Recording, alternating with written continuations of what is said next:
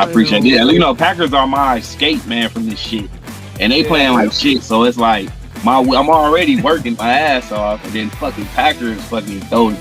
You know, it's like a shit Sunday. You got shit sprinkled. You know what I mean? It's like you taking something I love and you making it shit. You know, it's like come on, man. Like come on, let's get it together.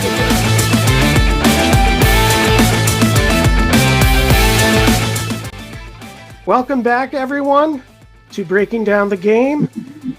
I'm happy to announce we have a special guest with us tonight, my man from the Pack Attack, Packer fan in Vegas. How you doing tonight, buddy?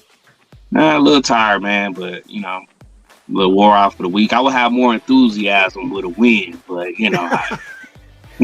How did you get that name, by the way? How did you come up? Are you in Vegas? Well, I'm originally from Milwaukee. I was born and raised in Milwaukee, Wisconsin. Me and my wife moved to Las Vegas 2017. So we've been there ever since. My job now, I'm back in Wisconsin working. I'm actually in Oconomowoc right now. So I'm all over the place sometimes. So the name Packer fan in Vegas was just a mixture of the two, you know, moving to Vegas, and honestly was surprised by how many Packer fans there actually are in Las Vegas. You know, it's actually alarming. A lot of people are born and raised in Wisconsin that live there now. Shout out to the Draft House. If you ever go to Las Vegas, go to the Draft House. You would think you walked into Wisconsin. It looks like a barn. It is on Rancho and Cary. It's called the Draft House. It is, man, you're blown away. Brats, beer, Packer memorabilia everywhere. It's a Packer. There are a bunch of Packer bars in Las Vegas. So if you're ever in Las Vegas on a vacation, look it up. There are plenty places in Vegas. You'll be surprised. I don't know if you know, but I got kicked out of a Packer bar in Minnesota when I very first moved here because the game. And I don't know if you were with me, Todd, or not. I don't think you were. Maybe you were. But it was like a Monday night football game against the Vikings. And they lost on like a 53-yard Fuad Vase field goal. I had way too many cocktails in there, and people knew that I was a Packer fan. And so somebody came up with this big-ass sign at the end of the game and put it in my face. And I just grabbed it and turned it into a ball, and I put it on the ground and started jumping on it. And the next thing I know, I was getting dragged out of the bar because I was going to like start pandemonium.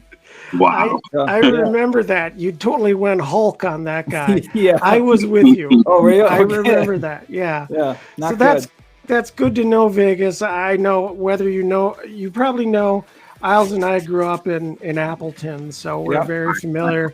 We both lived in the Milwaukee area as well for periods of time. So, I mean, the Bucks are one thing, the Brewers are another, but that's you know that state we live and die by, that G, you know, and it's a little bit more, you know, big when the Packers won the Super Bowl. I mean, the Bucks won their championship, which was kind of out the blue. I heard it wasn't as crazy as the Packers. I remember when we won in 2010. I mean, people were running the streets, streaking naked, sitting on top of cars, on poles. I mean, the whole downtown of Milwaukee was crazy, man. Honking, and everybody was hugging, and it was crazy. Good time, man. Yeah, Packers seemed like a regional thing. So that makes sense. So before I forget to mention, please like and comment and subscribe to our video here, as well as get on Packer Fan in Vegas's channel. If you're not there, get over there, engage with him. He does some great stuff. He does a lot of streams that we join, and that's always a lot of fun to do. So what I want to do is I want to talk about your feelings, Vegas. How did you feel post-game, and how would you compare to how you feel now? How have your feelings changed as the week's gone along? Honestly, I'm more worried than I was Sunday. And let's just take it back. We should have seen the warning signs when we beat Tampa Bay. To come out of that game, we kind of came out of the game like, well, you know, we put up, what was it, 14-12, we won that game, and we said, man, 14 points against that defense. So we kind of didn't take it as this is warning signs for the offense. This is just, we played the Buccaneers. This is one of the best defenses in the league, you know, 14 points. And then the following week, and then the following week, and then the following week, and now this week. Before Sunday, I was optimistic. This is the Redskins. This is a team we can get back on track. We could try to start seeing some rhythm. We could start, you know, possibly. I knew Torrey was playing. Maybe this is a game. You know, Dobbs gets his stuff together, and this should just be a W on the board. And now being 3-4. I'm a little bit more worried about the season than I was Sunday.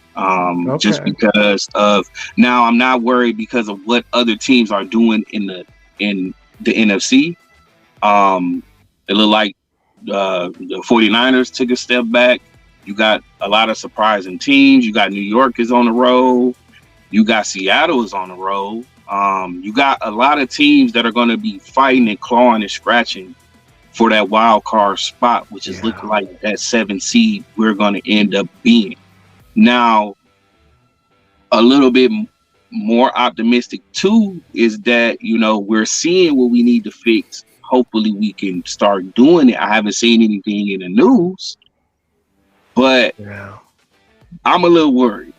And don't fault me to be, you know, I know we're Packer fans. We're supposed to be optimistic, but this is becoming a train wreck. And the train is still on the track, but can we, you know, can it still get to its destination, which is ultimately a Super Bowl, without doing anything? I'm a little worried because there are a lot of rumors, but there's not a lot of action. And now seeing Lazard is going to be down. He's in a sling walking around. Bakhtiari still a question mark on that knee. Watson, you know, I don't know, man. It's I don't want to panic, but I want to be a realist too. You know, it's just, this was the game to get back on track and to come out and just give it to them the way we did and not show any kind of heart and you know, just to do it that way. You know, is this what we're going to see from on, or are they going to right the ship? I mean, you have to basically go 8-2. How many games left? 10. We got to go at least 8-2 to possibly snip the playoffs, which I said 11-7 should get. I mean, 11-6. 10-7 is not going to do it. I think one of those teams. Okay. I don't know. It'll be tough. But I don't know, man. Then to now, we'll see, man. We'll see. You know? Yeah. Yeah. Do you have any thoughts, Isles, on what the only thought that I have is, you know, like during a game, they talk a lot about how when you're not playing well, that one positive thing or something can happen and spark and change the context of the game for a team.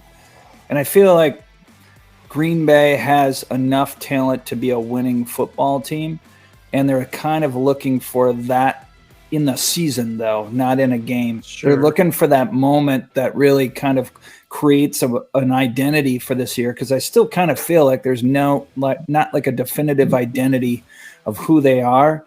And maybe it happens this week. Maybe, you know, we all are going, oh, we have to play the Bills, and the Bills look like maybe the best team in football right now.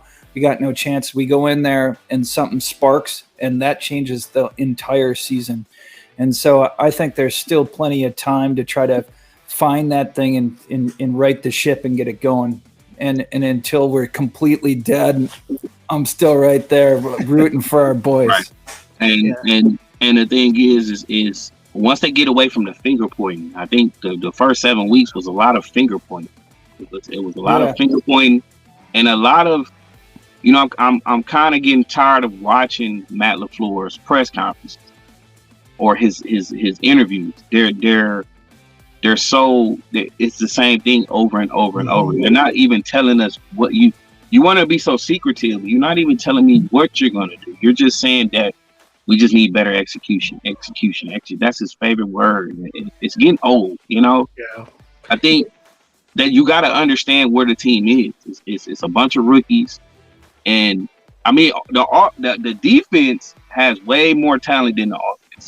I think that, you know, and you're not utilizing where you're best at. You know, you're negating everything. You know, and you're making and you finally want to make adjustments. You finally make the line look so deep. You know, put players in positions where they can play. And it shouldn't take losses to do that stuff. Yeah.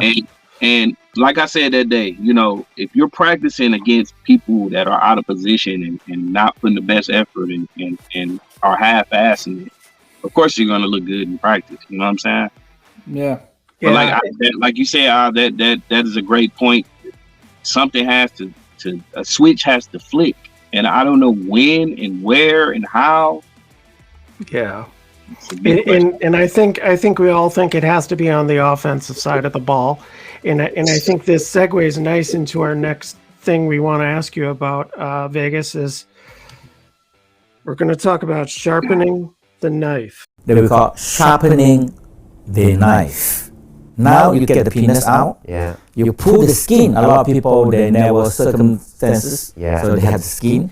What do the Packers need to do against the Bills to get that spark and get back on track?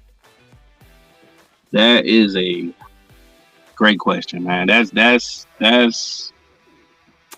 if you're Matt LaFleur, what is your number one objective for the offense this week?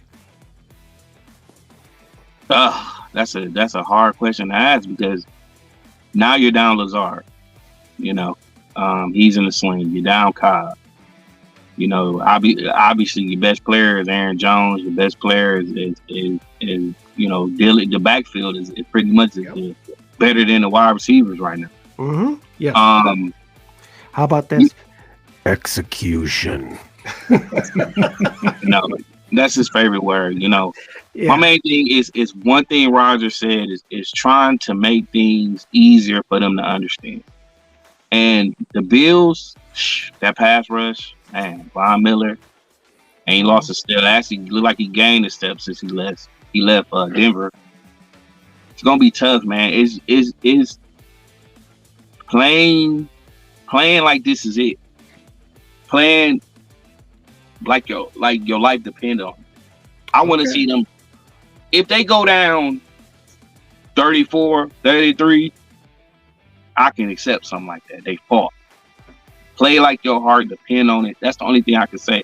Schemes, running. And I haven't really watched too much of Bills football, but I know they've been high-scoring games. Most of them, they lost to Kansas City. Yes. Am I right? Yes. Kansas City score points though. Yeah. So you gotta put points on the board. I mean, you cannot expect to stop Buffalo. But sharpening the knife would be sharpening in the locker room before you even get on the field. Not even personnel or what you're lining up and doing, because I think Matt LaFleur runs a lot of good plays. It's just, again, he is right. Sometimes they don't execute the play correct. They don't block. They miss a block. They miss this. They miss that. Rodgers misses somebody wide open. So it's going to take, it's going to take execution, like he says. Everybody in the right spot, playing their hardest, making the right reads, doing all that stuff. He got to get this locker room back. I don't think he has a locker room. So you're thinking like a holistic approach, but mainly it's going to be getting the fire of the players. You're going to be sharpening the knife and hopefully ignite a flame by sharpening it.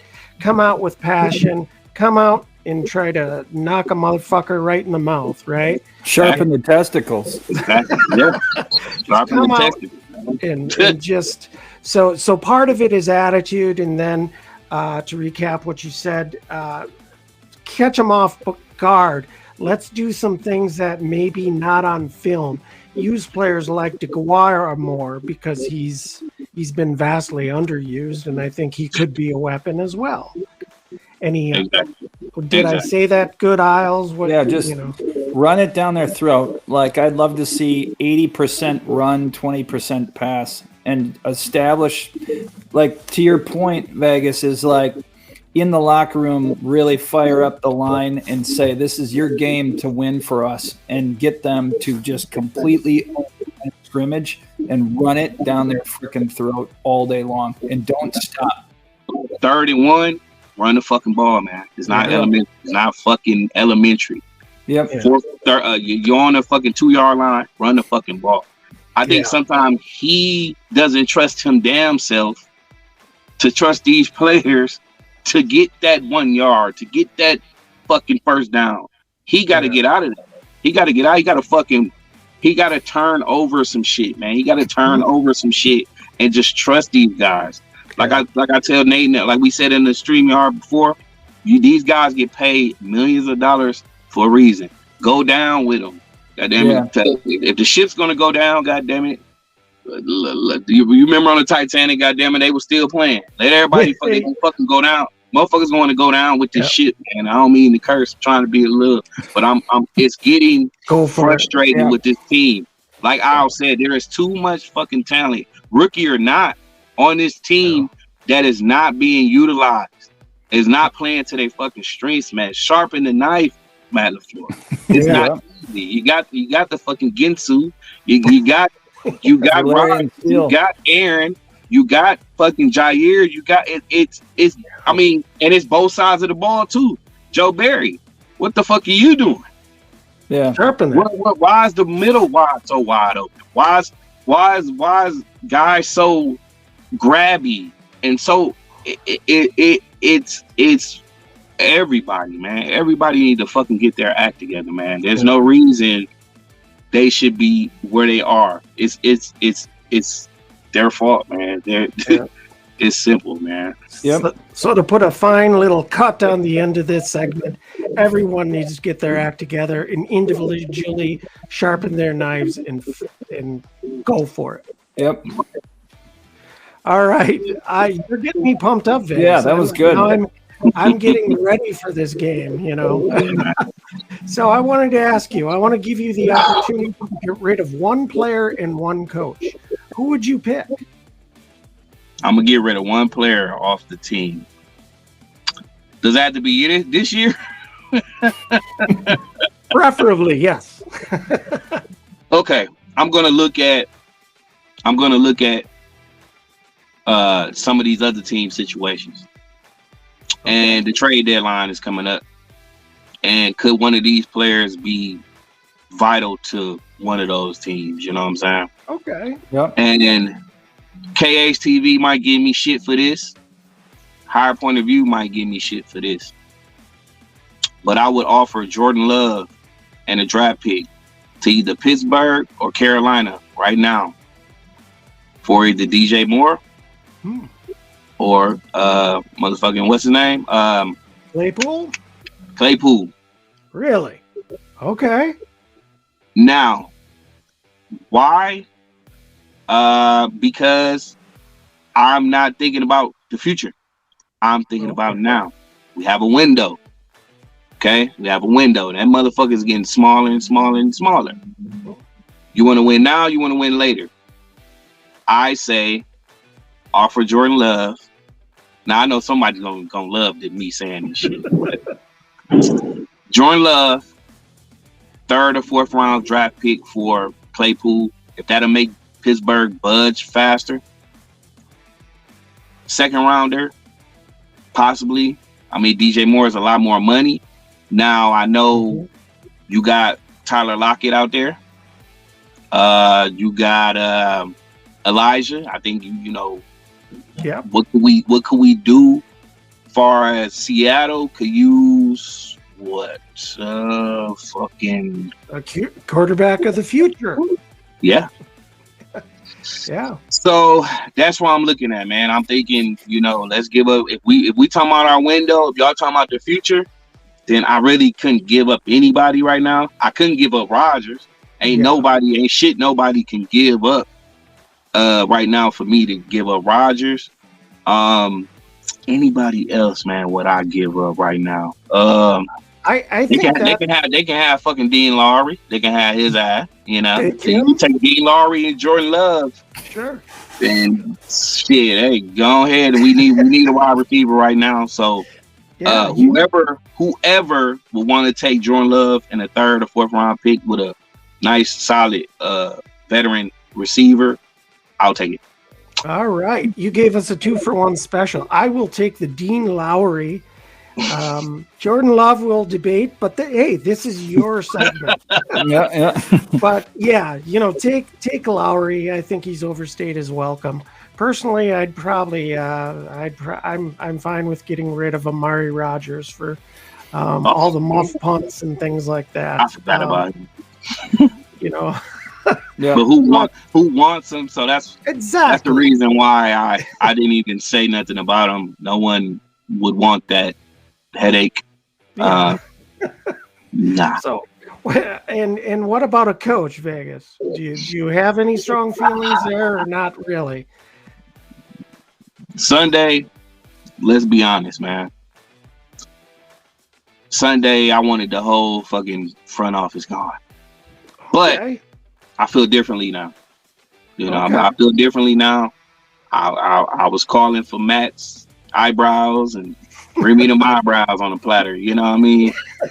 But now I understand Matt. I understand and I actually went back and watched the game. There was a lot of shit that the players could have done better to win that game, but they just didn't fucking do what they needed to do. Yeah. So if I'm gonna go one coach, I'm not gonna say Barry, which I thought I was gonna say. I'm not gonna say Patarshi, whatever the fuck his name is. I can't get it out. Stenovich or Patar? No, special team. Bisaccia. Yeah. Shit, he's walking on dental floss with me. Okay. But if I gotta go one coach, I'm gonna go that offensive coordinator, that fucking O-line shifting motherfucker who Butkus, right? Whatever fuck his name is, I don't even know what it is, but he can go. But I gotta say, man, the offensive coordinator, man, the offensive coordinator, so-called offensive coordinator, that's what he's supposed to be. I know that floor is pretty much calling all the plays. But whoever is supposed to be the so-called offensive coordinator, he needs to go. Okay, so you're talking about. Go ahead. I was just going to say, isn't it amazing though, as Packer fans, that we're sitting here? We're only 3-4. In the last 2 years, we were in the frickin' NFC Championship. We're 3-4, and we're like, fire them all. I don't even know who to fire right now. Really, man. You know what I mean? Yeah. I mean, you gotta look at the Mike McCarthy situation. We fired him mid-season, and he won a Super Bowl. So you gotta understand that it did change the culture. It did change the culture, and I'm on the Sean Payton advocacy here. I'll sign a damn petition. I want to make a petition to bring Sean Payton in Green Bay for the last 2 years of Rodgers' contract. But also one other person. I watched Monday Night Football last night. I would damn near offer Peyton Manning a fucking head coaching job right now. I ain't gonna lie to you. That man fucking knows football. He knew everything that was finna be called and thought of. And bring Tony. I don't give a fuck. We gonna make the playoffs. Somebody gotta go, man. I'm gonna take it right now. I'd rather have Chad Powers. Chad Powers. Have you? Yeah. Did you see that, Vegas? That segment where you explain it, Isles. I forget. Eli Manning went under when he was acting like a quarterback, and his name was Chad Powers. Right, he had the disguise and shit. That was great. I wish we could do something like that for the channel and everything. I mean, we lost all our good. We're losing Hackett. We lost what's the name in Chicago. It's just different, But it just seems that there isn't enough attention on the line like it used to be. It's just like, throw these guys out there, let's not adjust and see what happens, And it's been a train wreck, man. It's been fucked, man. It's been, all the penalties. I think we have probably had the most offensive line holding penalties I've ever seen, man. Just Yeah, I don't know, man. I mean, it's something going on between Matt and everyone else, or either Matt has too much on his plate, or what. I don't know what is going on, but he needs a whole better coaching staff, from the wide receivers to cornerbacks coach and everything, man. Everything just seems just so Something's down. off. Yeah, It's just so off, I think that's what we're all feeling, and it's hard being a fan and not being in the building. It's so hard to articulate what is actually going on because we simply don't know. But there is something missing in the communication, in the teaching, and of the execution, as trite as it might be to say, but they are not executing like they could be. And it's hard to know where the blame goes, but let's hope we can do something. I feel like I opened a big can of worms with this question, Vegas. Yep. We need that spark. We need the seasonal spark to make it happen. Something's got to happen.